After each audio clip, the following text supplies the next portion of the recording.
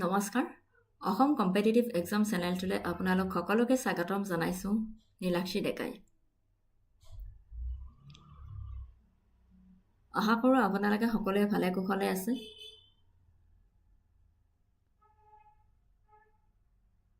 আজি মই এটা ইম্পৰ্টেণ্ট টপিকৰ ওপৰত লৈ আহিছিলোঁ আপোনালোকৰ লগত ডিছকাশ্যন কৰিবলৈ ওলাইছোঁ সকলো এক্সামৰ ফালৰ পৰাই ইম্পৰ্টেণ্ট হয় Major overbridges and flyovers in Assam and district-wise bridge and flyover project in Assam.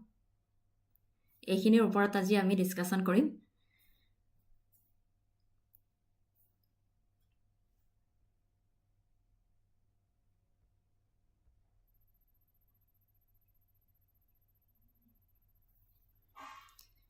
District-wise bridge and flyover projects in Assam 2025-2026 Assam is witnessing a massive infrastructure overhaul in the 2025-26 fiscal year, with a focus on bridging the Brahmaputra and decognizing urban hubs like Guwahati and Dibrugarh. The state government, supported by central funds and external agencies, is currently executing some of the most technically challenging projects in the Northeast. Major bridge projects Brahmaputra crossings. Project name, district, location, status, key status or ase, and key details. Thubri Fulbari Bridge. District, Thubri district. Status under construction. Bonai ase. Key details is at 19.28 km. It will be India's longest river bridge currently 75% complete.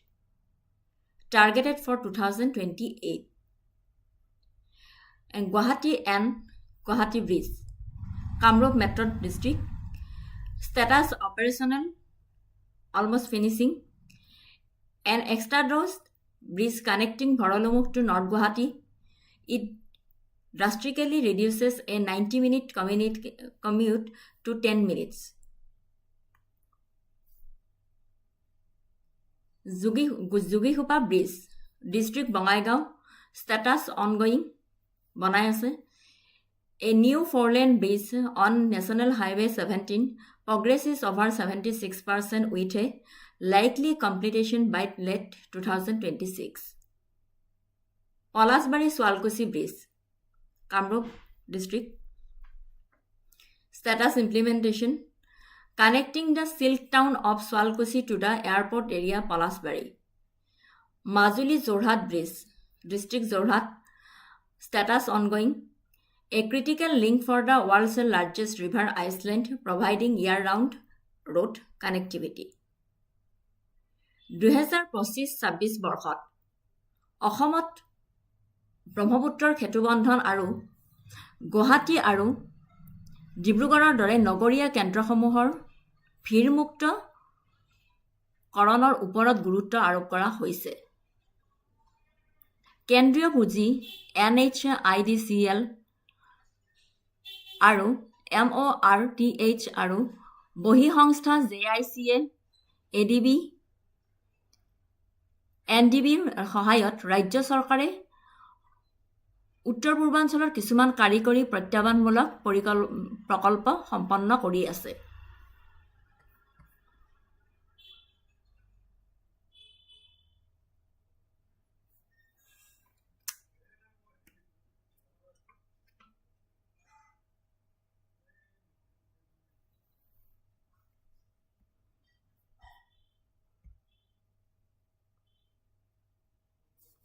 দুহেজাৰ 25-26 বিত্তীয় বৰ্ষত অসমত ব্ৰহ্মপুত্ৰৰ সেতুবন্ধন আৰু গুৱাহাটী আৰু ডিব্ৰুগড়ৰ দৰে নগৰীয়া কেন্দ্ৰসমূহৰ ভিৰমুক্তকৰণৰ ওপৰত গুৰুত্ব আৰোপ কৰা হৈছে কেন্দ্ৰীয় পুঁজি আৰু বহি সংস্থাৰ সহায়ত ৰাজ্য চৰকাৰে উত্তৰ পূৰ্বাঞ্চলৰ কিছুমান কাৰিকৰী প্ৰত্যাহ্বানমূলক প্ৰকল্প সম্পন্ন কৰি আছে ডাঙৰ দলং প্ৰকল্প ব্ৰহ্মপুত্ৰ ক্ৰছিং এই প্ৰকল্পসমূহ উত্তৰ আৰু দক্ষিণ পাৰক একত্ৰিত কৰিবলৈ ডিজাইন কৰা হৈছে যাৰ ফলত বাণিজ্য আৰু প্ৰতিৰক্ষা উভয়ৰে বাবে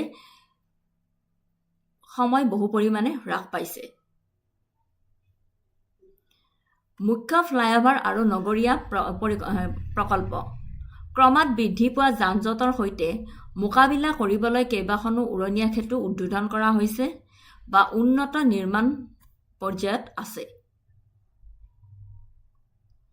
Major flyover and urban projects. To tackle growing traffic congestion, several flyovers are being inaugurated or are advanced construction stages. Guwahati Kamrup Metro, Gyanjyoti Flyover Cycle Factory recently completed open to edge traffic on the RK-Jyoti Prasad Agarwala Road. ক্ৰমাৎ বৃদ্ধি পোৱা যান-জঁটৰ সৈতে মোকাবিলা কৰিবলৈ কেইবাখনো উৰণীয়া সেতু উদ্বোধন কৰা হৈছে বা উন্নত নিৰ্মাণ পৰ্যায়ত আছে।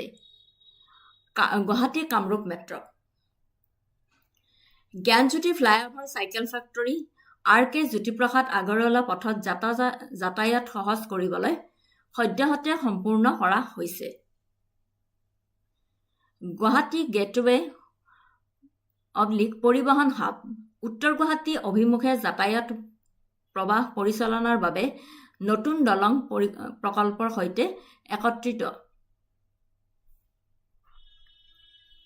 Guwahati gateway retail transport hub integrated with the new bridge project to manage traffic flow toward North Guwahati.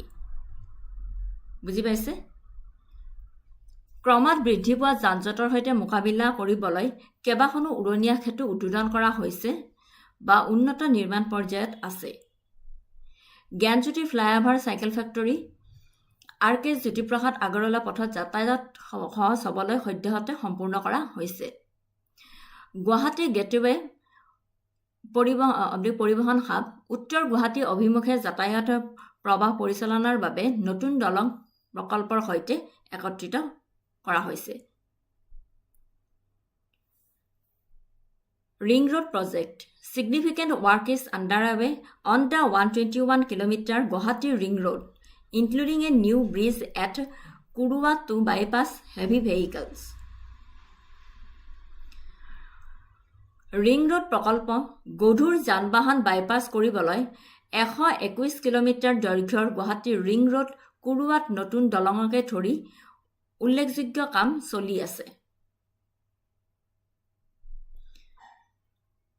এতিয়া অকল গুৱাহাটীতে নহয়, ডিব্ৰুগড় আৰু আপাৰ আছাম, ধুবুৰী, কোকৰাঝাৰ চবতে দলং নিৰ্মাণ কাম চলি আছে। Dibrugarh and upper Assam Dibrugarh flyovers strategic projects at Amalabati and other junctions are part of the $1 billion makeover to modernized tea capital. Numuligarh Gahpur underwater tunnel. While a primary tunnel, this multi-billion-dollar project under the Brahmaputra is in the pre-construction tender phase for 2025-26 linking the districts of Golaghat and Biswanath. The Numuligarh Gahpur underwater tunnel is an ambitious infrastructure project currently underway in Assam. Recently approved by the Union Cabinet in February 2026, it is designed to be India's first underwater road-cum-rail tunnel and only the second of its kind in the world. The tunnel will run beneath the Brahmaputra River, serving as a critical strategic and civilian link between the north and south banks of the river. Project of the details. Total project length approximately 33.7 km including approach roads. Tunnel length 15.79 km of twin tube tunnel under the river bed. Location connects Gahpur NH National Highway 15 on the north bank with Numuligarh National Highway 715 on the south bank. Depth said the tunnel will be situated roughly 32 to 57 meters below the deepest point of the riverbed. Estimated cost approximately 18,662 crore. Construction period estimated at 5 years from the start of work. Aiming for complete around 2030-2031. Dibrugarh আৰু উচ্চ Assam Dibrugarh flyover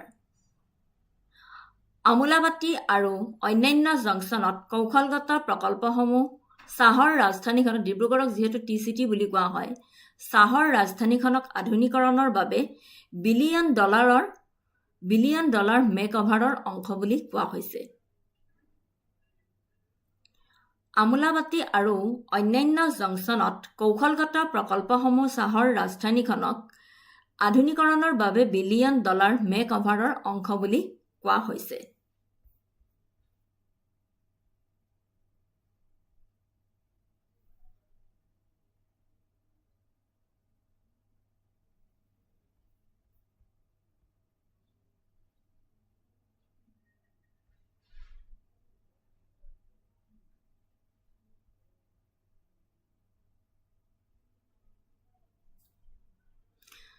Numaligarh Gohpur পানীৰ তলৰ সুৰংগ মূলতঃ সুৰংগ হলেও ব্ৰহ্মপুত্ৰৰ অধীনত এই বহু কোটি টকীয়া প্ৰকল্পটো 2025-26 চনৰ বাবে নিৰ্মাণৰ পূৰ্বে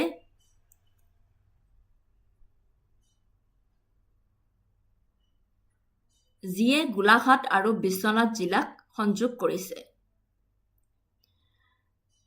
নুমলীগড় আৰু গহপুৰ পানীৰ তলৰ সুৰংগ মূলতঃ সুৰংগ হলেও ব্ৰহ্মপুত্ৰৰ অধীনত এই বহু কোটি টকীয়া প্ৰকল্পটো 2025-26 চনৰ বাবে নিৰ্মাণৰ পূৰ্বে আছে যিয়ে গোলাঘাট আৰু বিশ্বনাথ জিলাক সংযোগ কৰিছে নুমলীগড় গহপুৰ পানীৰ তলৰ সুৰংগ হৈছে অসমত বৰ্তমান চলি থকা এক অভিলাষী আন্তঃগাঁথনি প্ৰকল্প শেহতীয়াকৈ 2026 চনৰ ফেব্ৰুৱাৰী মাহত কেন্দ্ৰীয় কেবিনেটে অনুমোদন জনোৱা এই সুৰংগটো ভাৰতৰ প্ৰথমটো পানীৰ তলৰ পথ কাম ৰেল সুৰংগ আৰু বিশ্বত এই ধৰণৰ দ্বিতীয়টো হিচাপে ডিজাইন কৰা হৈছে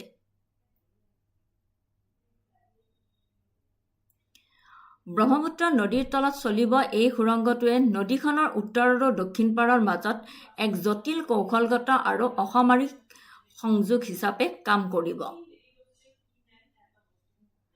মুঠ প্ৰকল্পৰ বিৱৰণ হ'ল প্ৰকল্পটোৰ দৈৰ্ঘ্য হৈছে প্ৰায় 33.7 কিলোমিটাৰ সুৰংগৰ দৈৰ্ঘ্য নদীৰ তলত 15.79 কিলোমিটাৰ টুইন টিউবযুক্ত সুৰংগ স্থান হৈছে উত্তৰ পাৰৰ গহপুৰ NH15 আৰু দক্ষিণ পাৰৰ নুমলীগড় NH715 সংযোগ কৰে গভীৰতা হৈছে এই সুৰংগটো নদীৰ তলৰ আটাইতকৈ গভীৰ বিন্দুৰ পৰা প্ৰায় 32 পৰা 57 মিটাৰ তলত অৱস্থিত হ'ব আৰু আনুমানিক খৰচ ধৰিছে প্ৰায় 18,662 কোটি 2.2 বিলিয়ন ডলাৰ নিৰ্মাণৰ সময় কাম আৰম্ভ হোৱাৰে পৰা 5 বছৰ বুলি অনুমান কৰা হৈছে যেনে 2030 পৰা 31 চনৰ আশে-পাশে সম্পূৰ্ণ কৰাৰ লক্ষ্য ৰাখিছে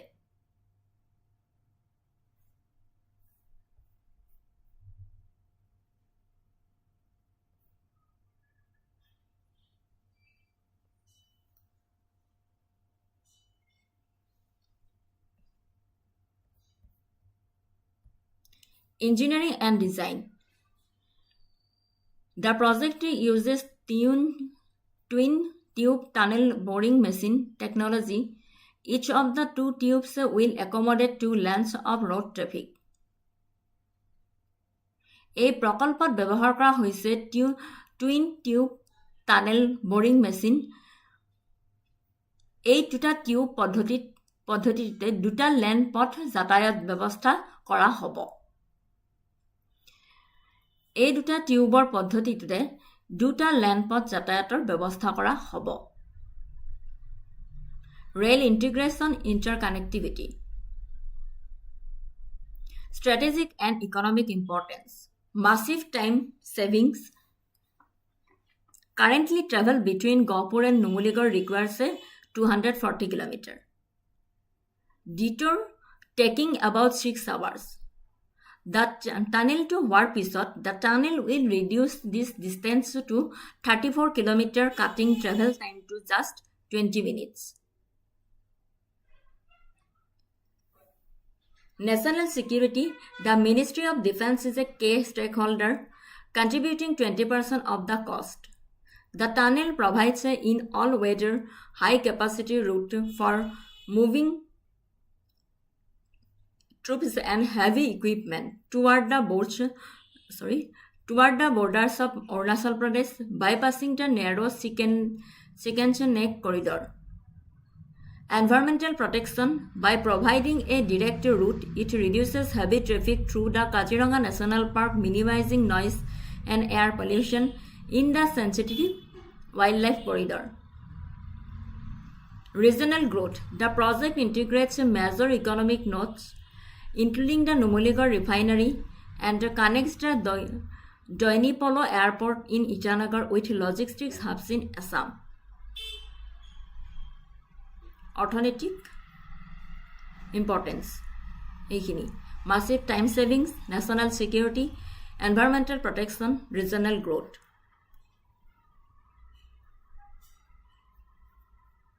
তাৰে পিছত আহিলো regional corridor highlights.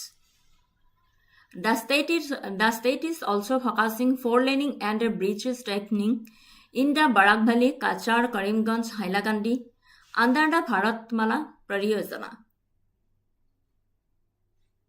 Silchar Suraibari NH8.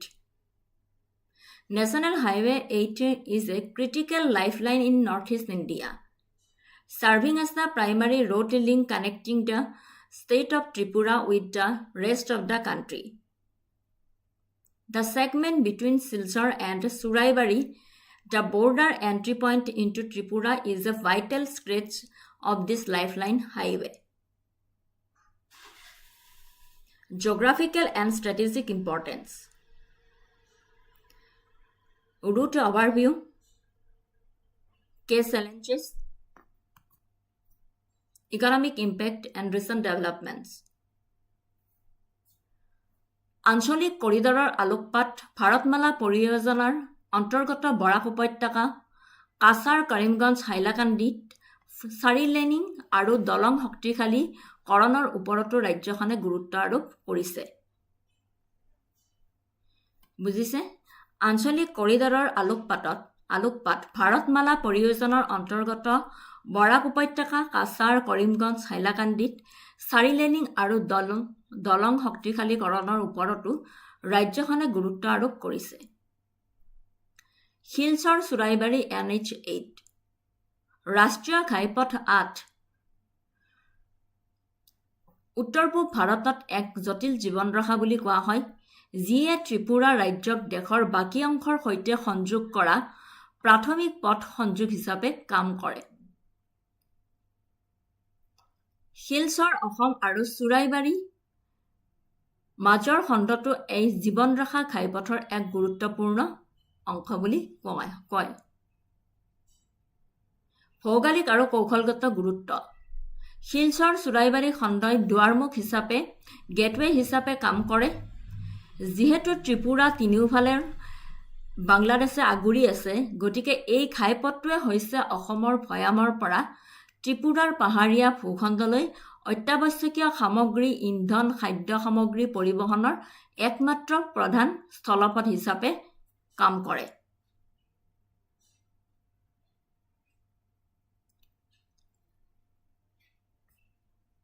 অসমৰ কাছাৰ জিলাৰ এটা প্ৰধান বাণিজ্যিক কেন্দ্ৰ শিলচৰ।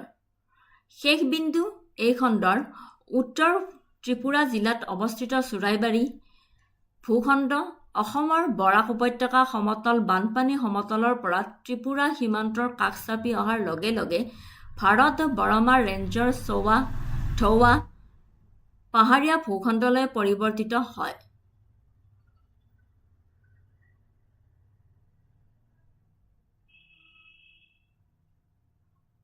অসমৰ বৰাক উপত্যকাৰ সমতল বানপানীৰ সমতলৰ পৰা ত্ৰিপুৰা সীমান্তৰ কাষ চাপি অহাৰ লগে লগে ভাৰত বৰমা ৰেঞ্জৰ ধৌৱা পাহাৰীয়া ভূখণ্ডলৈ পৰিৱৰ্তিত হয়।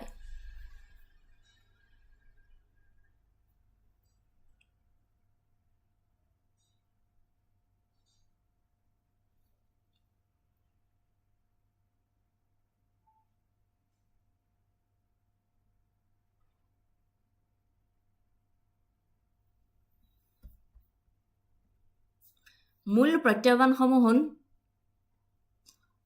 এই পথত যাত্ৰা কৰাটো ঐতিহাসিকভাৱে কেইবাটাও কাৰকৰ বাবে কঠিন হৈ আহিছে, যেনে বাৰিষাৰ দুৰ্বলতা।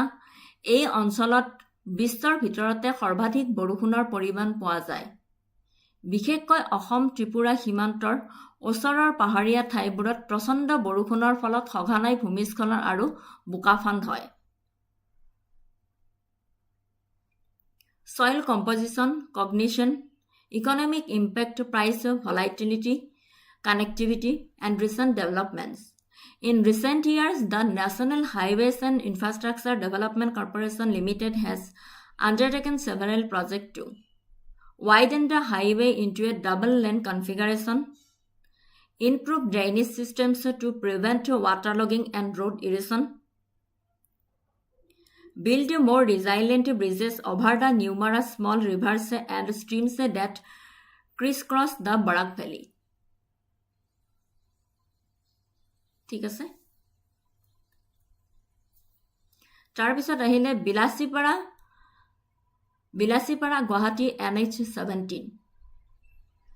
National Highway 17 is a significant arterial road in northeast India, running primarily through the lower Assam region. The stretch between Bilasipara, Dhubri district and Guwahati Kamrup metropolitan is a vital corridor for trade, transit and connectivity between western Assam and the state capital. Road and connectivity. The Bilasipara Guwahati section covers a distance of approximately 230 to 50 kilometers. Depending on the specific entry point into the city.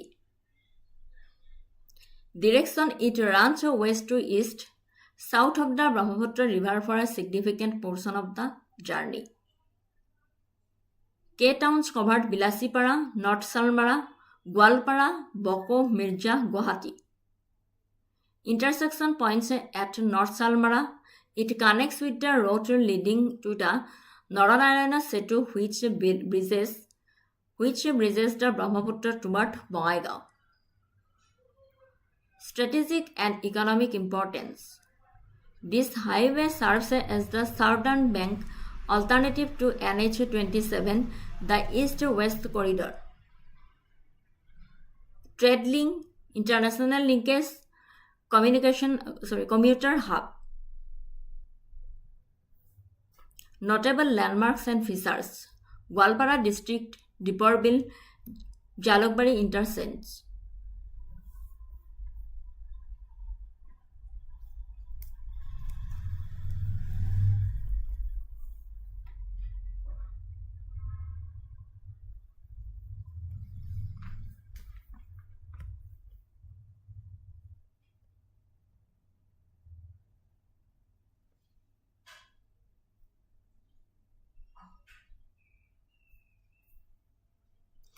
Bilasipara Guwahati ৰাষ্ট্ৰীয় ঘাইপথ 17. ৰাষ্ট্ৰীয় ঘাইপথ 17 উত্তৰ পূব ভাৰতৰ এক উল্লেখযোগ্য ধমনী পথ বুলি কোৱা হয়। মূলতঃ নিম্ন অসম অঞ্চলৰ মাজেৰে যোৱা বিলাসীপাৰা ধুবুৰী জিলা আৰু গুৱাহাটীৰ কামৰূপ মহানগৰৰ মাজৰ এই ষ্টেজটো পশ্চিম অসম আৰু ৰাজ্যৰ ৰাজধানীৰ মাজত বাণিজ্য, ট্ৰেনজিট আৰু সংযোগৰ বাবে এক গুৰুত্বপূৰ্ণ কৰিডৰ। পথ আৰু সংযোগ: বিলাসীপাৰা গুৱাহাটী অংশই চহৰখনৰ নিৰ্দিষ্ট প্ৰৱেশ বিন্দুৰ ওপৰত নিৰ্ভৰ কৰি প্ৰায় 230-250 কিলোমিটাৰ দূৰত্ব অতিক্ৰম কৰে। দিশ: যাত্ৰাৰ এক উল্লেখযোগ্য অংশৰ বাবেই ই ব্ৰহ্মপুত্ৰ নদীৰ দক্ষিণে পশ্চিমৰ পৰা পূবলৈ গৈছে। সামৰি লোৱা মূল চহৰ: বিলাসীপাৰা, উত্তৰ চালমাৰা, গোৱালপাৰা, বকো, মিৰ্জা, গুৱাহাটী। ছেকশ্যন পইণ্ট হৈছে: উত্তৰ চালমাৰাত ই নৰনাৰায়ণ সেতুলৈ যোৱা পথৰ সৈতে সংযোগ হয়, যিয়ে ব্ৰহ্মপুত্ৰ দলং বঙাইগাঁও অভিমুখে পাৰ হৈ যায়। কৌশলগত আৰু অৰ্থনৈতিক গুৰুত্ব: এই ঘাইপথটোৱে ২৭ নং ৰাষ্ট্ৰীয় ঘাইপথ দক্ষিণ পাৰ বিকল্প হিচাপে কাম কৰে। পূব-পশ্চিম কৰিডৰ। ষ্ট্ৰেট লিংক: ধুবুৰী আৰু গোৱালপাৰা জিলাৰ পৰা গুৱাহাটী বজাৰলৈ কৃষিজাত সামগ্ৰী যেনে পাট, ধান কঢ়িয়াই নিয়াৰ প্ৰাথমিক পথ।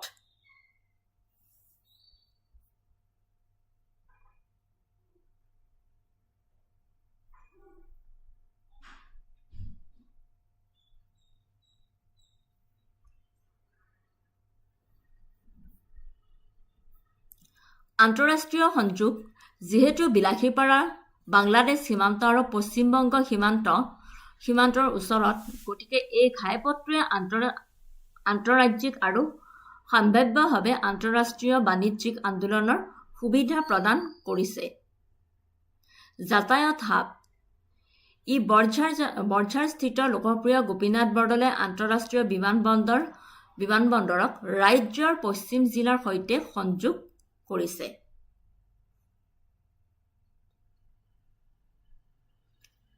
Current status and infrastructure. NH17 was a two-lane highway, but it has undergone significant transformation. Four-laning, large section, especially between Gwalpara and Guwahati, have been upgraded to 4 lanes to handle the increasing volume of heavy trucks and passenger vehicles. The elephant corridors. Near the Rani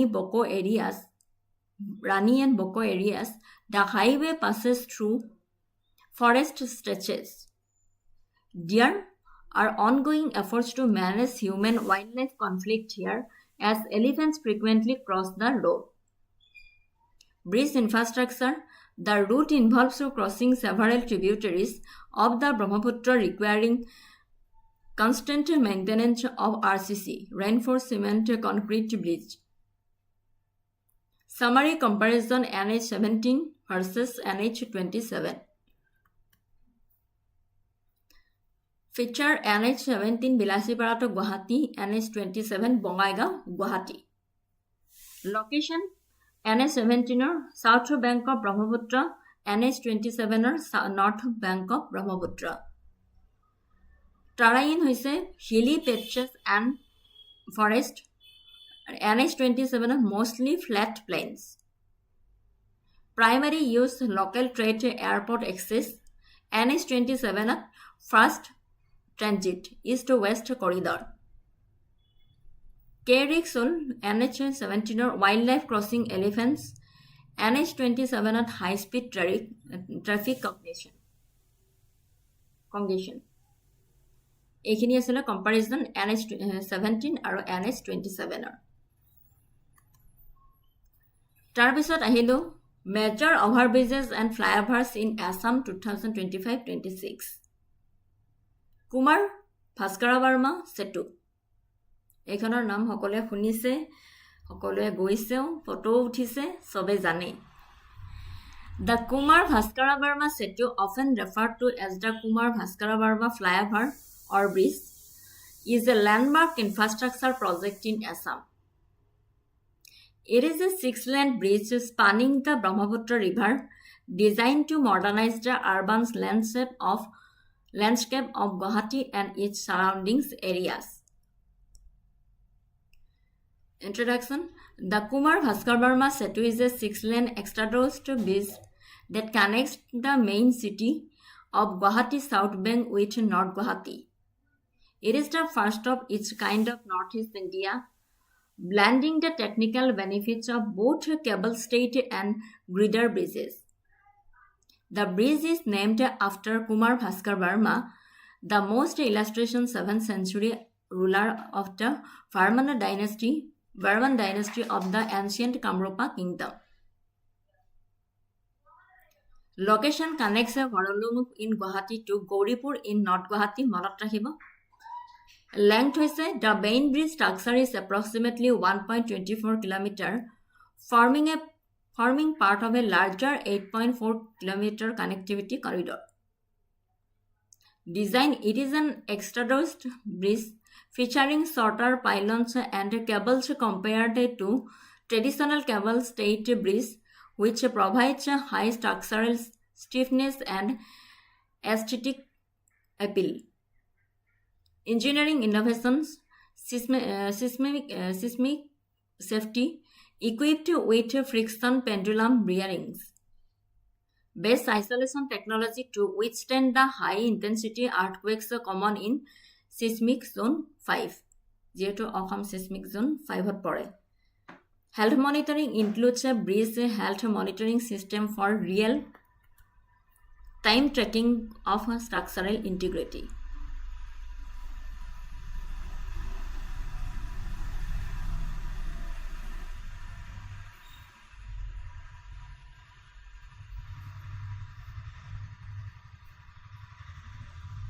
High-grade materials constructed M70 grade concrete for enhanced durability. Cost goise, the project was executed at an estimated cost of approximately rupees 3,030 crore. Inauguration date manot rakhibo. The bridge was officially inaugurated Prime Minister Narendra Modi on February 14, 2026. The ceremony was attended by Assam Governor Lakshman Prasad Acharya and Chief Minister Himanta Biswa Sarma. Significance and impact. Travel time reduction, urban decongestion, twin city vision, access to institution, significant and impact. Kumar Bhaskar Barma হেতু হৈছে 6 লেন যুক্ত এক্সট্ৰাট য'ত দলং যিয়ে গুৱাহাটীৰ মূল চহৰ দক্ষিণ পাৰক উত্তৰ গুৱাহাটীৰ সৈতে সংযোগ কৰিছে। কেৱল ষ্টেট আৰু পাৰ্ডাৰ দুয়োখন দলঙৰ কাৰিকৰী সুবিধা মিহলি কৰি উত্তৰ পূব ভাৰতত এই ধৰণৰ প্ৰথম হয়। প্ৰাচীন কামৰূপ ৰাজ্যৰ বৰ্মন বংশৰ 7ম শতিকাৰ সবাতোতকৈ বিখ্যাত শাসক কুমাৰ ভাস্কৰ বৰ্মাৰ নামেৰে এই দলংখনৰ নামকৰণ কৰা হৈছে। মূল পইণ্ট আৰু কাৰিকৰী বৈশিষ্ট্যসমূহ হ'ল স্থান হৈছে গুৱাহাটীৰ ভৰলুমুখক উত্তৰ গুৱাহাটীৰ গৌৰীপুৰৰ লগত সংযোগ কৰিছে। দৈৰ্ঘ্য হৈছে মূল দলঙৰ গঠনটো প্ৰায় 1.24 কিলোমিটাৰ দৈৰ্ঘ্যৰ ই 8.4 কিলোমিটাৰ বৃহৎ সংযোগ কৰিডৰৰ অংশ।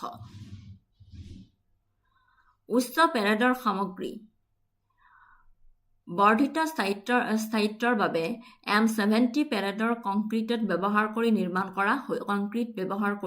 নিৰ্মাণ কৰা হৈছে। খৰচটো এইমাত্ৰ ক'লোৱে 3,030 কোটি আনুমানিক ব্যয়েৰে সম্পন্ন কৰা হৈছিল। উন্মোচনৰ তাৰিখ হৈছে 2026 চনৰ 14 ফেব্ৰুৱাৰীত প্ৰধানমন্ত্ৰী নৰেন্দ্ৰ মোদীয়ে আনুষ্ঠানিকভাৱে উন্মোচন কৰে এই দলংখন। ঠিক আছে, তাৰপিছত আহিলো Maharaja Prithu flyover. The Maharaja Prithu Flyover is a landmark infrastructure project in Guwahati, Assam, representing a significant leap in the city's urban connectivity. Named after the legendary 13th century king Kamrupa, who resisted foreign invasions, the flyover is a blend of modern engineering and historical tribute.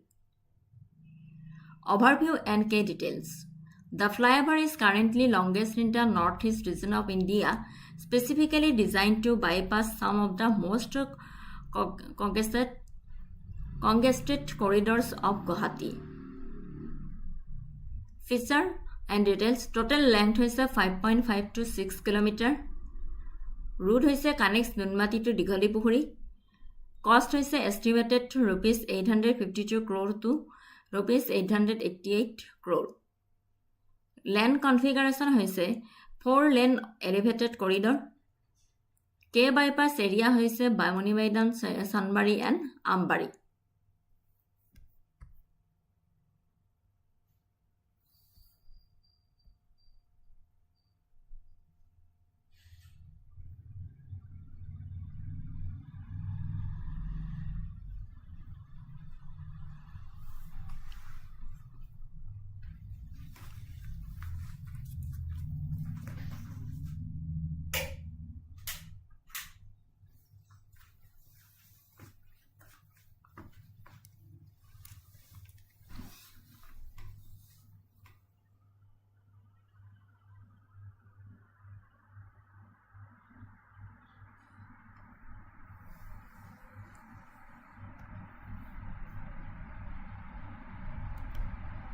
Inauguration date. The flyover was officially inaugurated by the Chief Minister of Assam, Dr. Himanta Biswa Sarma, on March 10, 2026. The project was noted for its rapid completion, reportedly finished within a time frame of approximately 18 to 19 months.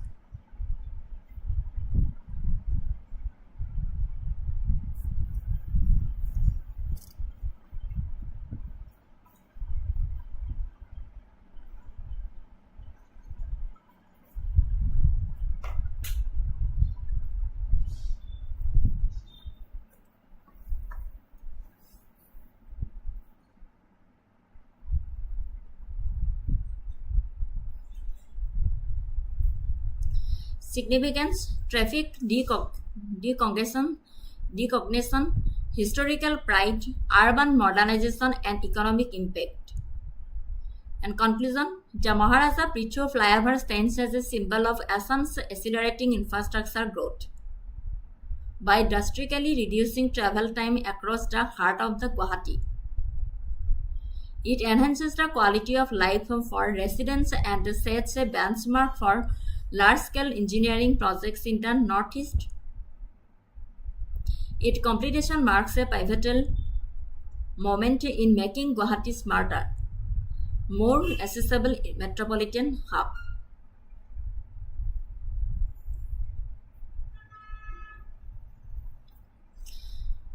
মহাৰাজা পৃথু উৰণীয়া সেতু।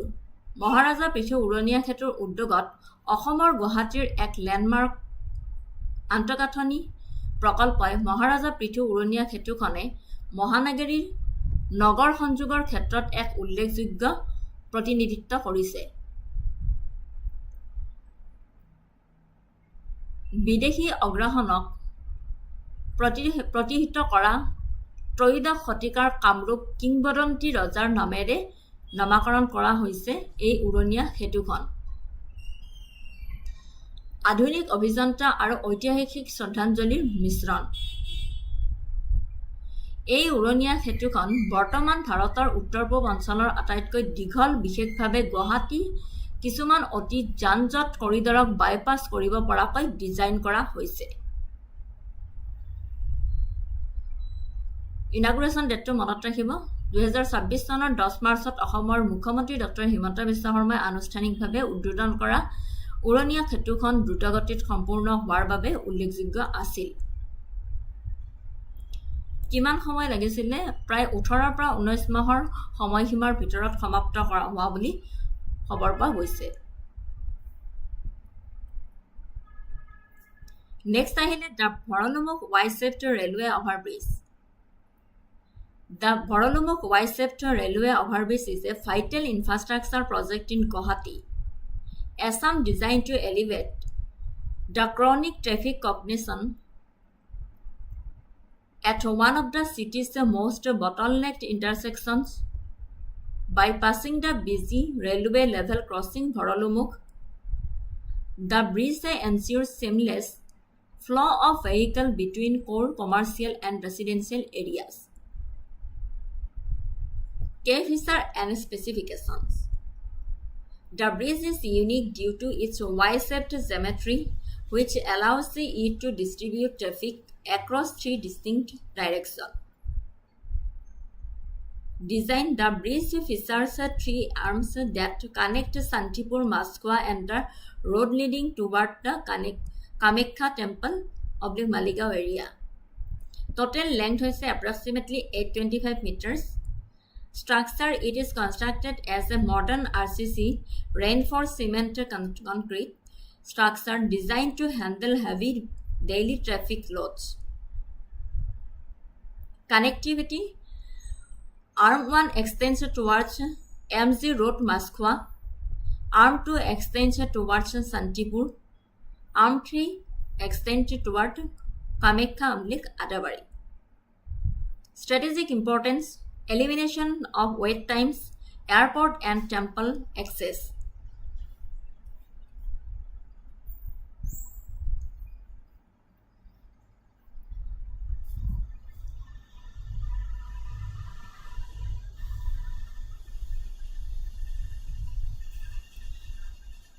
সৰলমুখ Y আকৃতিৰ railway overbridge অসমৰ গুৱাহাটীৰ এক গুৰুত্বপূৰ্ণ আন্তঃগাঁথনি প্ৰকল্প মহানগৰীৰ অন্যতম বটলনেকযুক্ত ছেকশ্যনত দীৰ্ঘদিনীয়া যান-জঁট দূৰ কৰাৰ উদ্দেশ্যে নিৰ্মাণ কৰা হৈছে। বুজি পাইছে? সৰলমুখ ৱাই আকৃতিৰ ৰেলৱে অভাৰব্ৰিজখন অসমৰ গুৱাহাটীৰ এক গুৰুত্বপূৰ্ণ আন্তঃগাঁথনি প্ৰকল্প মহানগৰীৰ অন্যতম বটলনেকযুক্ত ছেকশ্যনত দীৰ্ঘদিনীয়া যান-জঁট দূৰ কৰাৰ উদ্দেশ্যে নিৰ্মাণ কৰা হৈছে।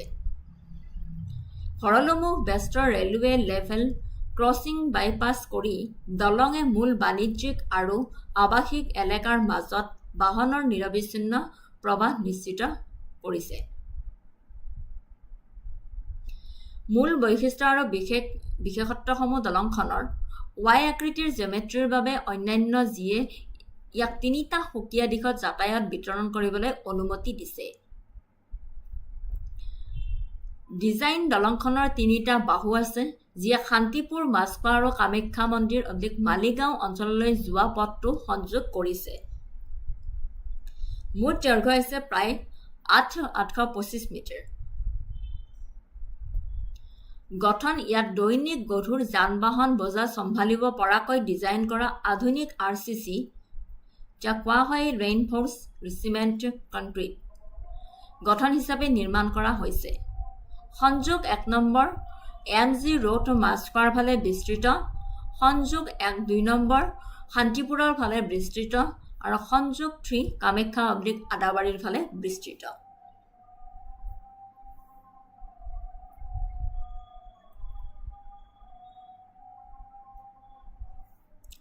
Inauguration details: The Forolomuk Y-shaped ROB railway overbridge was officially inaugurated and opened to the public by the Chief Minister of Assam, Dr. Himanta Biswa Sharma. Inauguration date March 4, 2026. Project execution: The project was completed under the Public Works Department of the Government of Assam, notably finishing within a relatively fast time frame to minimize public inconvenience. Benefits: smoother movement toward Fancy Bazar and Jalukbari, reduced railway crossing congestion, faster emergency access. Conclusion: The completion of the Forolomuk Y-shaped railway overbridge marks a significant milestone in Guwahati urban development. By solving the age-old problem of the Forolomuk level crossing, the bridge not only enhanced the city's productivity but also significantly improves the quality of life for its residents. It stands as a testament to the ongoing infrastructure renaissance currently transforming the landscape of Northeast India. ঠিক আছে? Dibrugarh massive flyover expansion. Dibrugarh is emerging as Assam's second capital and infrastructure spending there has increased dramatically. Amolabati Junction Flyover. The Amolabati Junction Flyover is a critical infrastructure project in Dibrugarh, Assam, designed to alleviate chronic traffic congestion in one of the city's most bustling areas. As Dibrugarh transitions into a major commercial and educational hub, often referred to as the second capital of Assam, this flyover serves as a cornerstone for each modern urban mobility plan. Introduction: Located on the old NH37 in the Dibrugarh district, the Amolabati Junction has long been a notorious bottleneck for commuters. The intersection connects vital residential neighborhoods with commercial zones and provides a pathway to the Assam Medical College and Hospital. To resolve the daily gridlock, the government of Assam initiated the construction of the multi-crore flyover project under the Public Works Roads Department. Key points and technical details. Length hoise approximately 1.47 kilometers, making it the longest amongst the 4 new flyovers planned for the city. Estimated cost approximately rupees 158 crore. Structure type, it includes a railway overbridge at level crossing gate number 2DD, addressing the traffic delays caused by trains movements. Purpose is to provide seamless connectivity, reduce travel time for ambulances leading to AMCH, and support the economic growth of Upper Assam. Construction period, the project is estimated to take approximately 910 days, 2.5 to 3 years to complete. Inauguration and foundation stone laid. The foundation stone laid for the Amalabati Junction flyover was officially laid by the Chief Minister of Assam, Dr. Himanta Biswa Sharma, on January 26, 2025. Status as of 2026. Construction work is currently in full swing. In September 2025, the district administration implemented major traffic diversion for heavy vehicles and ambulances to facilitate the heavy civil engineering works at the site.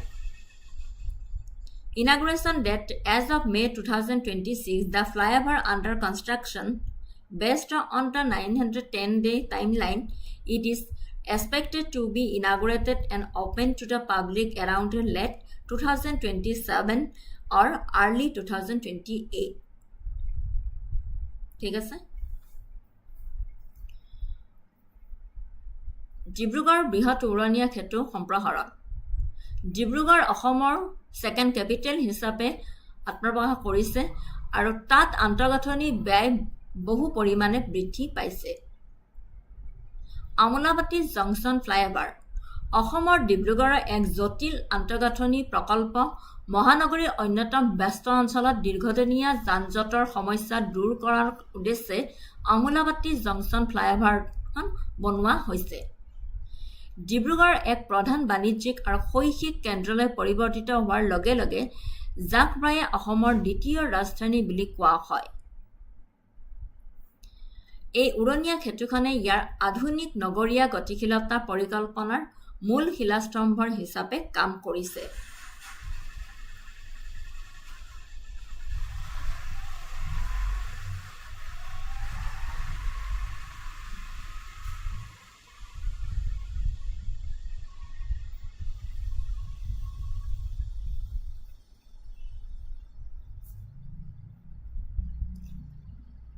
Dibrugarh জিলাৰ পুৰণি ৩৭ নং ঘাই ৰাষ্ট্ৰীয় ঘাইপথত অৱস্থিত আমোলাবাটী junction দীৰ্ঘদিন ধৰি যাতায়াত আৰু কুখ্যাত বটলনেক হিচাপে পৰিগণিত হৈ আহিছে। এই ছেকশ্যনটোৱে গুৰুত্বপূৰ্ণ আৱাসিক চহৰসমূহক বাণিজ্যিক মণ্ডলৰ সৈতে সংযোগ কৰি অসম চিকিৎসা মহাবিদ্যালয় আৰু চিকিৎসালয় AMCHলৈ লৈ যোৱাৰ পথ প্ৰদান কৰিছে। দৈনিক প্ৰিডেলক সমাধানৰ বাবে অসম চৰকাৰে ৰাজহুৱা কাম-কাজৰ গড়কাপ্তানি বিভাগৰ অধীনত এই বহুকৌটি ফ্লাইঅভাৰ প্ৰকল্পৰ নিৰ্মাণৰ কাম আৰম্ভ কৰিছিল। মূল কথা আৰু কাৰিকৰী বিৱৰণ। ডিব্ৰুগড়ৰ পথ নেটৱৰ্কক ৰূপান্তৰিত কৰাৰ লক্ষ্যৰে ৩৭৪ কোটি টকাৰ বৃহৎ আন্তঃগাঁথনি পেকেজৰ অংশ হিচাপে এই উৰণীয়া সেতুখন। দৈৰ্ঘ্য প্ৰায় ১.৪৭ কিলোমিটাৰ, যাৰ ফলত চহৰখনৰ বাবে পৰিকল্পিত ৪টা নতুন ফ্লাইঅভাৰৰ ভিতৰত ই আটাইতকৈ দীঘল। আনুমানিক খৰচ প্ৰায় ১৫৮ কোটি। প্ৰাৰম্ভিক নিবিদাৰ অনুমান আছিল প্ৰায় ৯১.৫৬ কোটিৰ পৰা ৯৬ কোটি। চূড়ান্ত অনুমোদিত প্ৰকল্পৰ মূল্য ১৫৭.৭৩ কোটি। আধাৰশিলা স্থাপন ২০২৫ চনৰ ২৬ জানুৱাৰীত আনুষ্ঠানিকভাৱে অসমৰ মুখ্যমন্ত্ৰী ডক্টৰ হিমন্ত বিশ্ব শৰ্মাই আমোলাবাটী জংচন ফ্লাইঅভাৰৰ আধাৰশিলা স্থাপন কৰে। বৰ্তমান নিৰ্মাণৰ কাম পূৰ্ণগতিত চলি আছে। 2025 চনৰ ছেপ্টেম্বৰ মাহত জিলা প্ৰশাসনে গধুৰ যান-বাহন আৰু এভালেঞ্চৰ বাবে বৃহৎ যান-বাহন ডাইভাৰচন ৰূপায়ণ কৰিছিল যাতে স্থানত গধুৰ চিভিল ইঞ্জিনিয়াৰিং কামৰ সুবিধা হয়। উদ্বোধনী তাৰিখটো অলৰেডি ক'লো। As of May 2026, the flyover under construction, based on the 910-day timeline, it is expected to be inaugurated and open to the public around late 2027 or early 2028.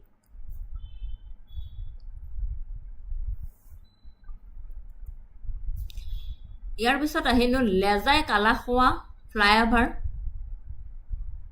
The Lezai Kalahwa flyover, technically a road overbridge or railway overbridge, is a significant infrastructure project in the Dibrugarh district of Assam. It is designed to address a long-standing traffic bottlenecks caused by railway level crossings and to modernize the connectivity within the region. Introduction. The Lezai Kalahwa flyover project is part of a broader infrastructure pursued by the government of Assam to transform Dibrugarh into a vital economic and administrative hub. The project specifically targets the Lezai Kalahwa road, which serves as a crucial link between various residential and commercial pockets.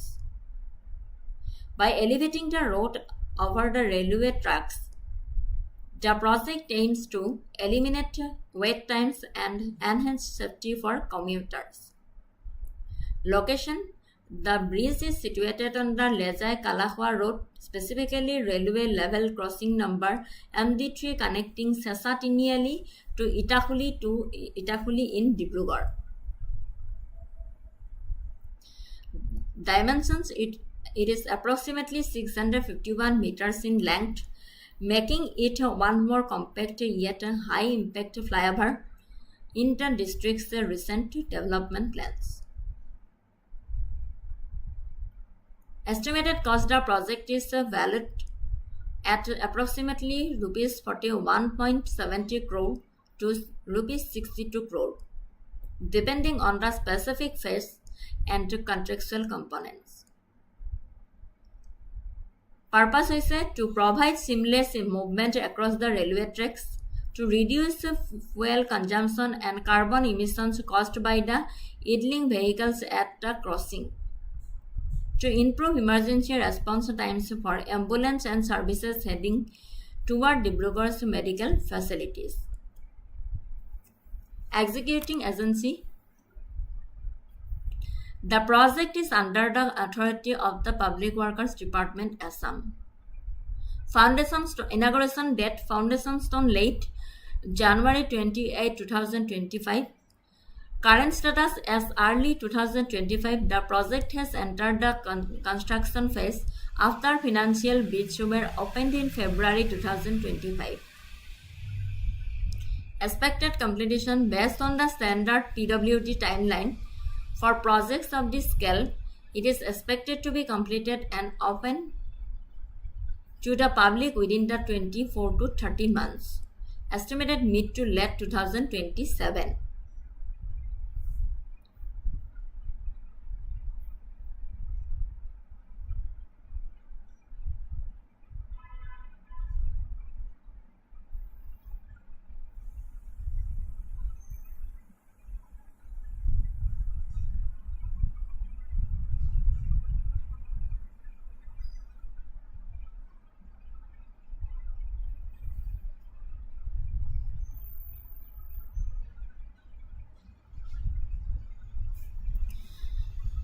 Lezai Kalahwa flyover কাৰিকৰীভাৱে road overbridge বা railway overbridge Assam Dibrugarh জিলাৰ এক উল্লেখযোগ্য আন্তঃগাঁথনি প্ৰকল্প। Railway level ক্ৰছিঙৰ ফলত সৃষ্টি হোৱা দীৰ্ঘদিনীয়া যাতায়াতৰ বটলনেকসমূহৰ সমাধান আৰু অঞ্চলটোৰ ভিতৰত সংযোগ আধুনিকৰণৰ বাবে ইয়াক ডিজাইন কৰা হৈছে। লেজাই কালাখোৱা পথত বিশেষভাৱে ৰেলৱে লেভেল ক্ৰছিং নং MD3ত অৱস্থিত এই দলংখন ডিব্ৰুগড়ৰ চেঁচা তিনিআলিৰ পৰা ইটাখুলিলৈ সংযোগ কৰা হৈছে। ইয়াৰ দৈৰ্ঘ্য প্ৰায় 651 মিটাৰ, যাৰ বাবে ই জিলাখনৰ শেহতীয়া উন্নয়ন পৰিকল্পনাত অধিক কম্পেক্ট অথচ উচ্চ প্ৰভাৱৰ উৰণীয়া সেতুসমূহৰ ভিতৰত অন্যতম বুলি কৈছে। আনুমানিক ব্যয় প্ৰকল্পটোৰ মূল্য প্ৰায় 41.70 কোটিৰ পৰা 62 কোটি প্ৰায় আৰু চুক্তিবদ্ধ উপাদানৰ ওপৰত নিৰ্ভৰ কৰি।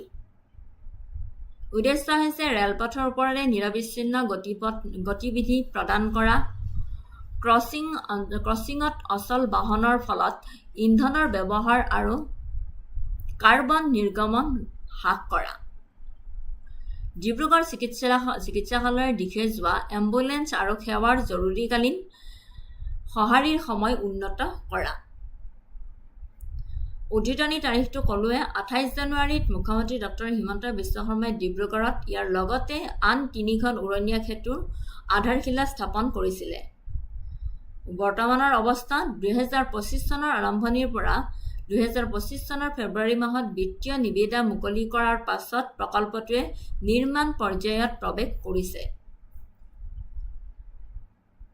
প্ৰত্যাশিত সম্পূৰ্ণতা।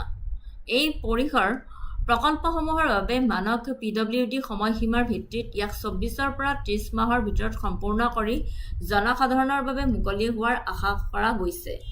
2027 চনৰ মাজভাগৰ পৰা শেষলৈকে আনুমানিক ধৰিছে। ঠিক আছে। Maniram Dewan Piyoli Barua flyover. The Maniram Dewan Pioli Borua Flyover is an important urban infrastructure project in Jorhat, Assam. Built over the busy AT road, the flyover was designed to reduce traffic congestion and improve transportation within the city. It connects Borua Sariali to Fugdoi Bridge and has become one of the major landmarks of modern Jorhat. The flyover is named after two great Assamese freedom fighters, Maniram Dewan and Pioli Borua, who sacrificed their lives during the anti-British movement of 1857. Naming the flyover after them is considered a tribute to Assam's rich history and patriotism.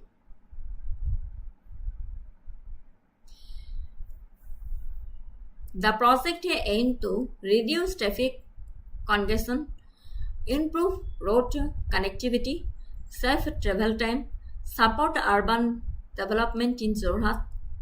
The flyover is around 1.27 kilometers long and was constructed at an estimated cost of about rupees 178 crore. Location situated at Jorhat city. Purpose is to ease heavy traffic congestion, to improve movement between eastern and western parts of Jorhat, to provide faster and smoother transportation. Historical importance. Maniram Dewan, a pioneer tea planter and freedom fighter who opposed British rule. Pioli Borua, another brave patriot who fought against British colonial power. Both were publicly executed by the British in 1858 for their role in the uprising. Construction details announced in 2022, completed in 2026, constructed under the Public Works Department, Assam, considered one of major infrastructure development in Jorhat. Inauguration date. The Maniram Dewan Pioli Borua flyover was inaugurated on 11 March 2026 by the Chief Minister of Assam, Himanta Biswa Sarma. During the inauguration, the Chief Minister stated the flyover would improve connectivity and contribute to the development of Jorhat city.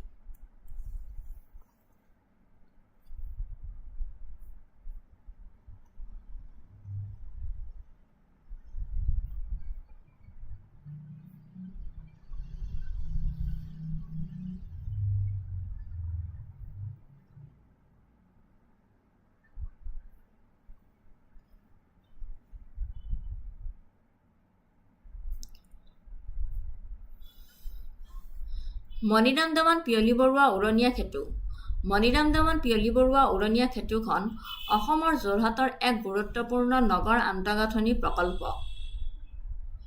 ব্যস্ত এটিপথ উৰণীয়া সেতুখন যান-জঁটৰ সমস্যা হ্ৰাস কৰাৰ লগতে চহৰৰ ভিতৰত যাতায়াত ব্যৱস্থা উন্নতকৰণৰ বাবে ডিজাইন কৰা হৈছে। ই বৰুৱা চাৰিআলিৰ ভোগদৈ দলঙৰ সৈতে সংযোগ কৰি আধুনিক যোৰহাটৰ অন্যতম প্ৰধান চিহ্নত পৰিণত হৈছে। বুজিব পাৰিছে? 1857 চনৰ ব্ৰিটিছ বিৰোধী আন্দোলনৰ সময়ত প্ৰাণ আহুতি দিয়া দুজন মহান অসমীয়া স্বাধীনতা সংগ্ৰামী মণিৰাম দেৱান আৰু পিয়লি বৰুৱাৰ নামেৰে উৰণীয়া সেতুখনৰ নামকৰণ কৰা হৈছে। উদ্দেশ্য হৈছে গধুৰ যান-জঁটৰ সমস্যা হ্ৰাস কৰিবলৈ, যোৰহাটৰ পূব আৰু পশ্চিম অংশৰ মাজত চলাচল উন্নত সাধন কৰিবলৈ, দ্ৰুত আৰু মসৃণ পৰিবহণ ব্যৱস্থাৰ ব্যৱস্থা কৰিবলৈ। নিৰ্মাণৰ বিৱৰণ ক'লোৱে 2022 চনত ঘোষণা কৰা হৈছিল, 2026 চনত সম্পূৰ্ণ কৰা হৈছে। 2026 চনৰ 11 মাৰ্চত মণিৰাম দেৱান পিয়লি বৰুৱা উৰণীয়া সেতুখন মুকলি কৰে ডক্টৰ হিমন্ত বিশ্ব শৰ্মাই। Elevated Port Corridor Pandu. Next, the Elevated Port Corridor Pandu is a transformative infrastructure project in Guwahati, Assam designed to bridge the last mile connectivity gap between the river and road transport networks. It serves as a vital link for National Waterway 2, integrating it more deeply into the national logistics chain. Introduction. The Pandu Port Elevated Corridor is a dedicated roadway that connects Pandu Port Complex directly National Highway 27. Historically, cargo trucks moving to and from the port had to navigate the heavily congested urban streets of Guwahati. The project was conceived to bypass these urban bottlenecks, providing a seamless high-speed transit route for freight. Key points: project cost built with an investment of approximately rupees 180 crore. Total project scope: the corridor was a part of a larger rupees 526 crore package of inland waterway projects launched in the region. Connectivity: it links the Pandu inland port to NH27, which is India's longest east-west highway, effectively connectivity to northeast to the rest of the country. Logistics efficiency: by bypassing city traffic, it significantly reduces travel time, fuel consumption, and the overall cost of moving cargo like fertilizers, construction materials, and containerized goods. Regional impact: while located in Guwahati, the corridor benefits landlocked states like Nagaland and Manipur, which rely on Assam's transport infrastructure for their trade. Technical integration: the corridor also supports the nearby ship repair facility at Pandu, making the area a comprehensive maritime hub. Inauguration date: the Elevated Port Corridor was officially inaugurated Prime Minister Narendra Modi on March 13, 2026. The inauguration ceremony was held at the Jyoti Vishnu Auditorium in Guwahati, attended by the Governor of Assam, Chief Minister Himanta Biswa Sharma, and Union Minister for Ports, Shipping, Water and Waterways Sarbananda Sonowal.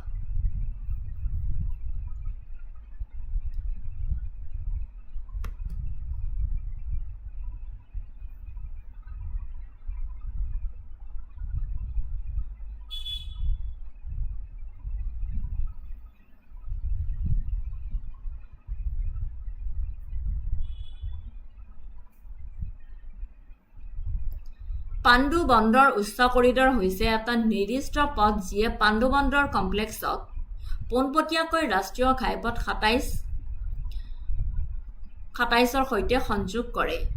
ঐতিহাসিকভাৱে বন্দৰলৈ অহা অহা যোৱা কৰা মালবাহী ট্ৰাকসমূহ গুৱাহাটীৰ বিশেষকৈ মালিগাঁও আৰু আদাবাৰী প্ৰচণ্ড জনবহুল নগৰীয়া ৰাস্তাবোৰ যাতায়াত কৰিবলগীয়া হৈছিল। এই প্ৰকল্পটো এই নগৰীয়া বটলনেকটোক বাইপাছ কৰিবলৈ কল্পনা কৰা হৈছিল, যাৰ ফলত মালবাহী পৰিবহণৰ বাবে এক নিৰবিচ্ছিন্ন তীব্ৰবেগী ট্ৰেনজিট পথ প্ৰদান কৰা হৈছিল। প্ৰকল্পটোৰ খৰচ হ'ল প্ৰায় 180 কোটিৰ বিনিয়োগৰ বিনিময়ত।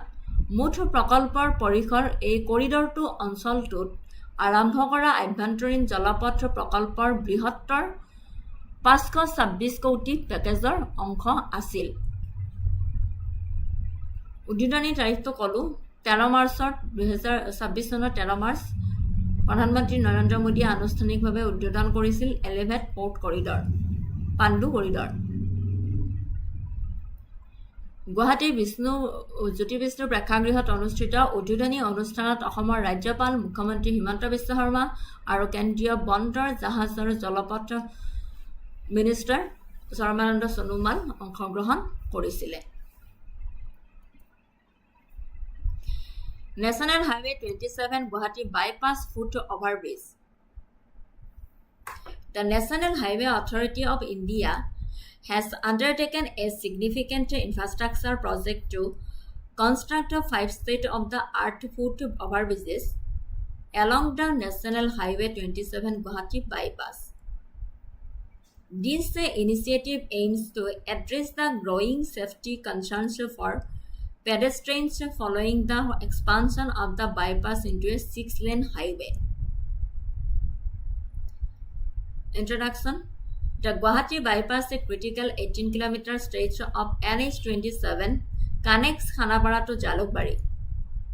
While recent flyovers at Basista, Lakhra, Garsuk, and Baragao have eased vehicular traffic, the increased width and speed of the highway made it hazardous for pedestrians to cross. To solve this, the NHAI and the government of Assam announced the construction of 5 dedicated foot overbridges equipped with modern amenities. Key points and features.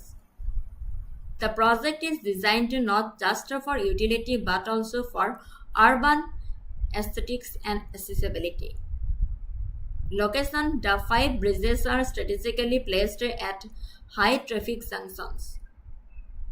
Jalukbari, Titelia, Gorsuk, near Royal Global University, near Gam Village, Lalmati. Modern amenities. Unlike traditional bridges, this will feature escalators on both sides to assist the elderly, students, and persons with disabilities. Design. The bridges utilize tensile structure and tabular steel aimed at giving the bypass a modern global city look. Safety integration. Along with the bridges, the NHAI is installing street lights across the entire 18-km stretch and developing dedicated bus bays to prevent unsafe public transport stops on the main highway. Estimated cost. The project is valued at approximately 30 to 37 crore. Inauguration and timeline. Target completion. The construction is slated for completion by July 2026. Status. As of early 2026, the construction at critical junctions like Royal Global University and Tetelia is an advanced stage to meet the mid-year deadline.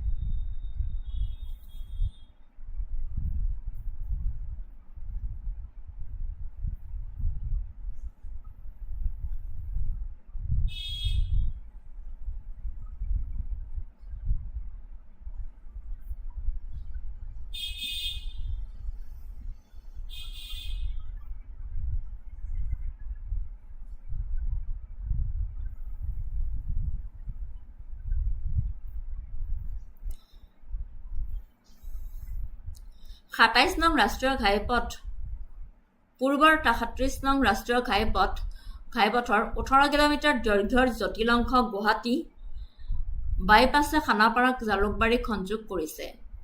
শেহতীয়াকৈ বশিষ্ঠ, লখৰা, গড়চুক আৰু বৰাগাঁৱত উৰণীয়া সেতুৰ ফলত যান-বাহনৰ যাতায়াত লাঘৱ হোৱাৰ বিপৰীতে ঘাইপথৰ প্ৰস্থ আৰু গতি বৃদ্ধি পোৱাৰ বাবে পথচাৰীৰ বাবে পাৰ হোৱাটো বিপদজনক হৈ পৰিছিল।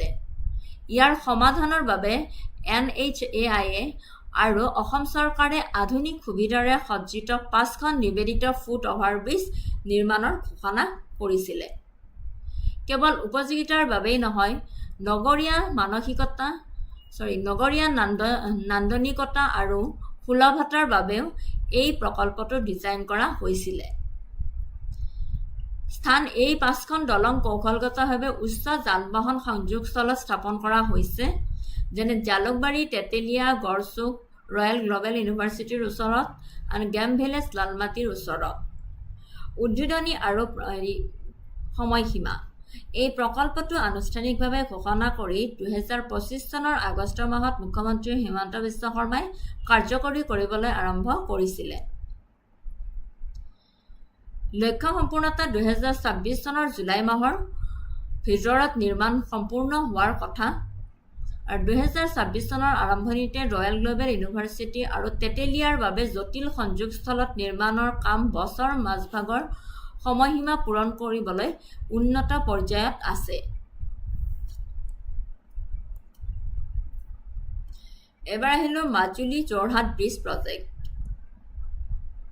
The Majuli-Jorhat Bridge is a transformative infrastructure project in Assam designed to provide the first ever permanent road connection between the world's largest river island and the mainland city of the Jorhat across the Brahmaputra River.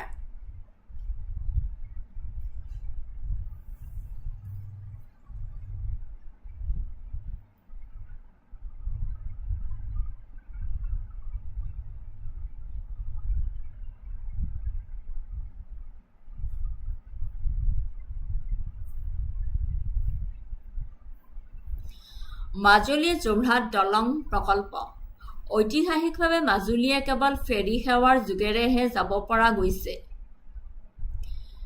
যিবোৰে ব্ৰহ্মপুত্ৰৰ অশান্ত পানীৰ বাবে বাৰিষা কালত প্ৰায়ে স্থগিত ৰখা হয়। আনুষ্ঠানিকভাৱে ৰাষ্ট্ৰীয় ঘাইপথ 715 কেৰ অংশস্থল। এই প্ৰকল্পৰ লক্ষ্য হৈছে দ্বীপটোৰ বাসিন্দাসকলৰ বাবে দশক ধৰি ভৌগোলিক পৃথকীকৰণৰ অন্ত পেলোৱা। ই কেৱল পৰিবহণ প্ৰকল্পই নহয়, মাজুলী কেন্দ্ৰিক বৈষ্ণৱ সংস্কৃতিৰ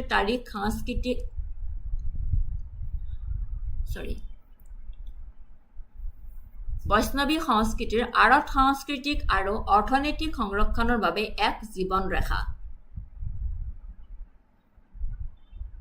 দ্বীপটোৰ বাসিন্দাসকলৰ বাবে দশক ধৰি ভৌগোলিক পৃথকীকৰণৰ অন্ত পেলোৱা। ই কেৱল পৰিবহণ প্ৰকল্পই নহয়, মাজুলী কেন্দ্ৰিক বৈষ্ণৱী সংস্কৃতিৰ আৰু আঁৰত সাংস্কৃতিক আৰু অৰ্থনৈতিক সংৰক্ষণৰ বাবে এক জীৱন ৰেখা বুলি কৈছে। মূল পইণ্ট আৰু কাৰ্যকৰী নিৰ্দিষ্টকৰণ।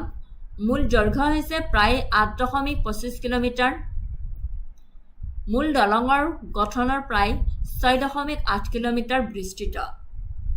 Total length approximately 8.25 kilometer, with the main bridge structure spanning roughly 6.8 kilometer.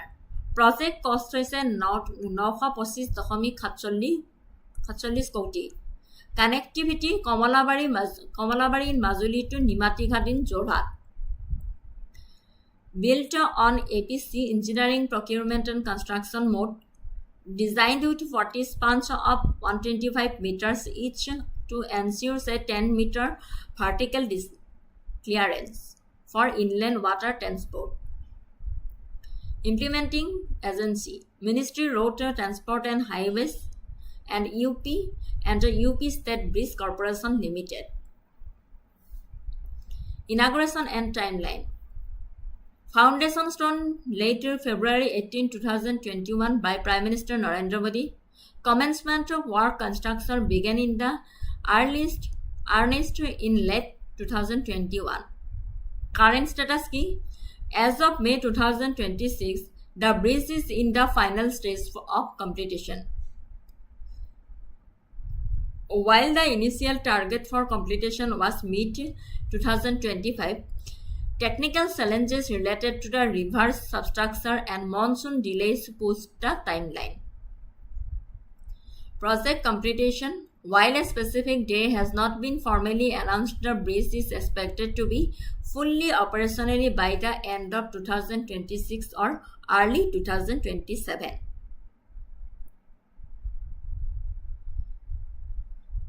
মাজুলীৰ কমৰাবাৰীক যোৰহাটৰ নিমাতী ঘাটিৰ সৈতে সংযোগ কৰিছে আভ্যন্তৰীণ জল পৰিবহণৰ বাবে 10 মিটাৰ উলম্ব ক্লিয়াৰেন্স নিশ্চিত কৰিবলৈ 125 মিটাৰ পদ্ধতিটোৰ 40টা স্পেনৰ সৈতে ডিজাইন কৰা হৈছে ৰূপায়ণ সংস্থা পথ পৰিবহণ আৰু ঘাইপথ মন্ত্ৰালয়ৰ আৰু UP state bridge Corporation Limited. Significance and benefit. Travel time reduces the commute between Jorhat and Majuli from a 1.5-hour ferry ride to a mere 15 to 20 minutes drive. Emergency access provides 24/7 access to advanced medical facilities in Jorhat, which was previously a major hurdle for Majuli residents during the nightmare emergencies. Tourism boost. Assess the movement of international and domestic tourists visiting the Sotras of Majuli. Logistics. Facilitates the transport of agriculture, produce and local handicrafts from the island to mainland markets. ঠিক আছে Conclusion. The Majuli-Jorhat bridge is more than just steel and concrete. It is a symbol of the activist policy and the integration of the remote regions into the national mainstream. Upon completion, it will stabilize the economy of Majuli and ensure that the island remains a vibrant hub of Assamese heritage without the barriers of physical isolation. Next ahile Dhuburi Fulbari Bridge. The Dhuburi Fulbari Bridge is one of the most ambitious infrastructure projects poised to become the country's longest river bridge upon completion. It spans the Brahmaputra River, connecting the states of Assam and Meghalaya. Introduction. Historically, travel between Dhuburi and Fulbari has relied almost entirely on small ferry boats, a journey that can take 2.5 to 3 hours and is often dangerous or suspended during the monsoon season. The Dhuburi-Fulbari bridge is designed to replace this arduous water route with a high-speed road link integrating the remote regions of the northeast into the national mainstream. K points. A total length was 19.28 km, making it the longest river bridge in India, surpassing the 9.15 km Bhupen Hazarika Setu. Structure is it is a 4-lane extra-dose cable-stayed bridge. The main bridge spans about 12.6 km, with the remaining length consisting of approach, viaducts, and roads. Cost and funding. Estimated cost of approximately Rs 4,997 crore. It is primarily funded by the Japan International Cooperation Agency, JICA. Implementing agency. The project is being executed by the National Highway and Infrastructure Development Corporation Limited, with construction handled by Larsen and Turbo. মই কিহৰ কাৰণে গোটেইখিনি concept লৈ আহিছো আপোনালোকে বুজি পাইছে কাৰণ কি এপিএসসি বহুত থৰো কোৱেশ্চন সোধে আজিকালি Strategic importance, it forms a critical part of the National Highway 127B. Strategic importance, it will connect India's northeast more efficiently to international trade corridors involving Bhutan and Bangladesh. Distance reduction, once operational, the travel distance between Dhubri and Fulbauri will drop from over 200 km to just 19 km, and travel time will reduce from 6 hours to roughly 20 minutes. ইমানখিনি সুবিধা হ'ব। Foundation stone laid by Prime Minister Narendra Modi on February 18, 2021. Current progress as of late 2025, early 2026. Construction is well underway. Recent reports indicated that nearly 60 by 70% of the work has been completed. Estimated completion date, while the original target was 2026-27, the current official target for completion and inauguration in September 2028. Conclusion, the Dhubri-Fulbari bridge is more than just a feat of engineering. It is a lifeline for the Northeast by bridging the massive gap created by the Brahmaputra. It will unlock economic potential in Meghalaya and Western Assam, improve access to healthcare and education, and provide a faster route for the movement of goods across the region. It stands as a symbol of the Act East policy, transforming the geography of Northeast India into a hub of connectivity.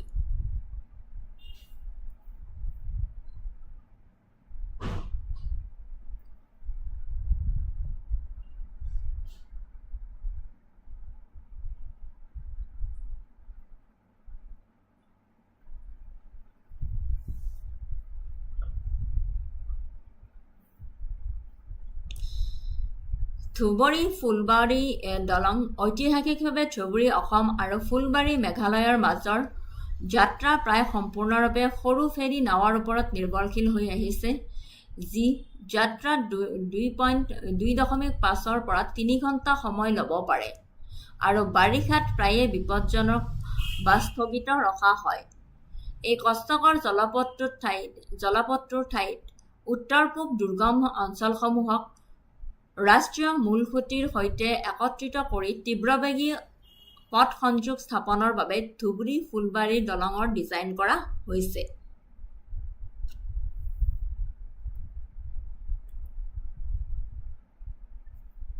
এতিয়া আহিলো MCQ-লৈ।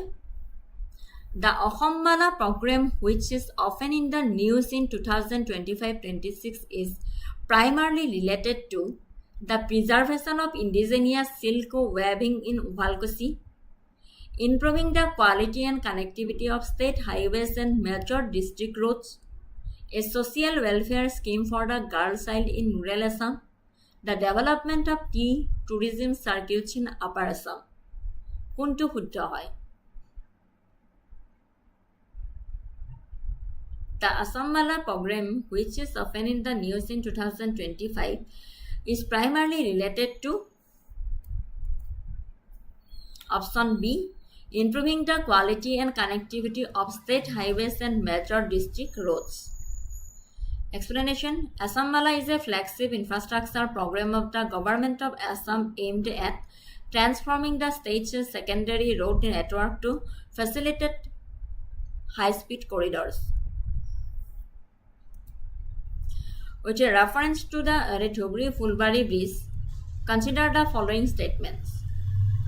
It is being constructed over the Brahmaputra River near the international border with Bangladesh.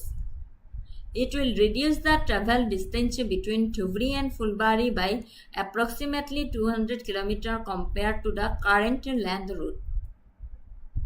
The project is funded entirely by the state government of Assam. Which of the statements given above is are correct? One option A শুদ্ধ হয় নে, B শুদ্ধ হয় নে, C শুদ্ধ হয় নে, D শুদ্ধ হয়? With reference to the Thugri Fulbari Bridge, consider the following statements.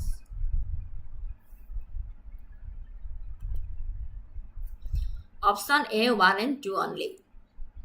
Statement 3 is incorrect. The project is a major national highway project executed by NHIDCL and is primarily funded through central assistance and international agencies like JICA, not solely by the state government. আৰু এটা question এলিছিলো.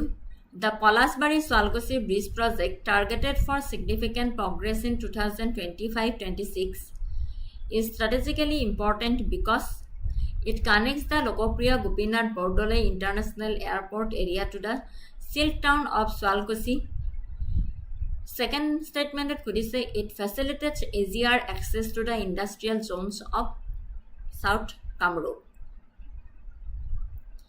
Select the correct answer using the code given below. Statement 1 to শুদ্ধ হয় নে 2 to শুদ্ধ নে both 1 and 2 নে neither 1 and 2. The Palasbari-Swalkosi Bridge project, targeted for significant progress in 2025-26, is strategically important because option C is the correct. Both A1 and 2. This bridge is a key component of the Greater Guwahati expansion plan, linking the industrial / airport hub within the cultural and weaving hub of the North Bank. ঠিক আছে? Next question are goisu. Which of the following statements best describes the strategic significance of the Kumar Bhaskar Verma Setu?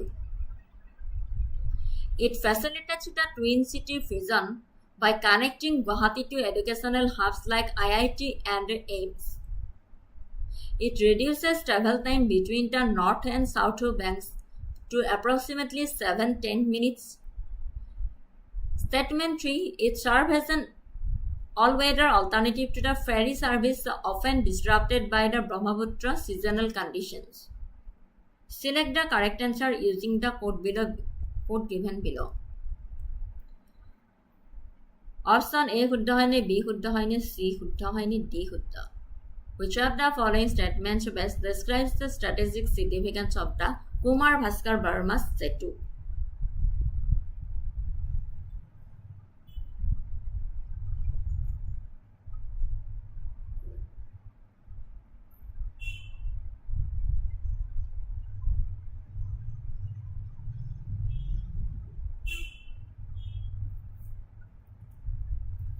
Option D 1, 2 and 3. All 3 points are primarily objectives of the project, focusing on urban decongestion, institutional access and reliable transport. The bridge is named after Kumar Bhaskara Verma. Consider the following statements about him. Statement 1 could say he was the most illustrious ruler of the Varman dynasty. Statement 2, he ruled the ancient kingdom of Kamrupa during the 7th century. Which of the statements given above is are correct? Option A, option B, option C, option D kuntu hutta. The bridge is named after Kumar Bhaskara Verma. Consider the following statements about him. Assam history পঢ়িছে so সবৰে মুখে মুখে আছে. He was the most illustrious ruler of the Varman dynasty. He ruled the ancient kingdom of Kamrupa during the 7th century.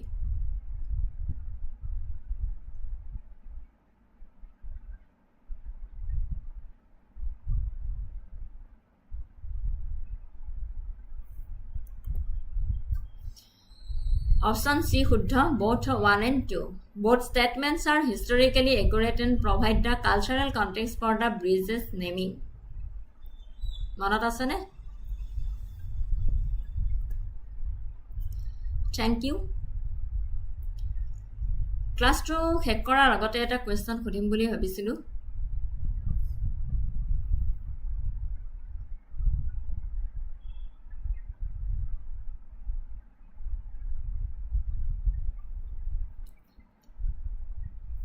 সুধিম বুলি ভাবিছিলোঁ এই যে মুখ্যমন্ত্ৰী হিমন্ত বিশ্ব শৰ্মাই ইমান যে ফ্লাইঅভাৰ বনাই আছে ইয়াৰ কাৰণটো কি হয় কাৰণটো কি বুলি ভাবে আপোনালোকে Why Assam is building so many flyovers? আপোনালোকে কি বুলি ভাবে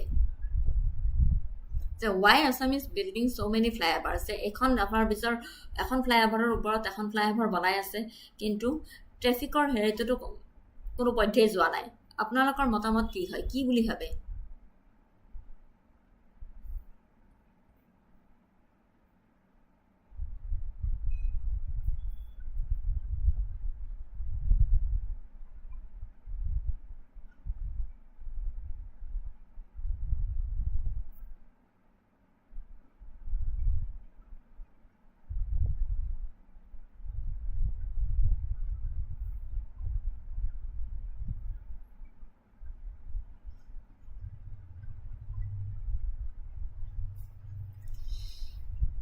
According to me, several major reasons are driving this infrastructure boom. More mate. Rapid urbanization. Cities like Guwahati and Dibrugarh are growing quickly. Traffic explosion. Vehicle ownership has increased sharply. Strategic northeast connectivity. Assam is the gateway to Arunachal Pradesh, Nagaland, Meghalaya, Manipur, Mizoram. And economic development, better roads reduce logistic cost, attract investment, improve tourism, and boost trade. মোৰ মতে এইকেইটা point হয় যে এই কাৰণে মন্ত্ৰী হিমন্ত বিশ্ব শৰ্মাই এখন ফ্লাইঅভাৰৰ ওপৰত এখন ফ্লাইঅভাৰ বনাই আছে আপোনালোকৰ মতামত কি হয় কমেণ্ট ছেকশ্যনত জনাবচোন Thank you very much. যিসকলে আজিৰ ক্লাছটো চালে তেওঁলোকক মই অশেষ ধন্যবাদ জ্ঞাপন কৰিছোঁ পুনৰ নতুন ক্লাছ এটিত লগ পোৱাৰ আশাৰে আজিলৈ বিদায় মাগিছোঁ শুভৰাত্ৰি ক্লাছটো চাই জনে ভাবিছে যে উপকৃত হৈছে বুলি তেওঁলোকে যাতে অন্য ষ্টুডেণ্টখিনিক ছাবস্ক্ৰাইব আৰু শ্বেয়াৰ কৰি দিয়ে চেনেলটো তাৰ কাৰণে ধন্যবাদ জ্ঞাপন কৰিছোঁ শুভৰাত্ৰি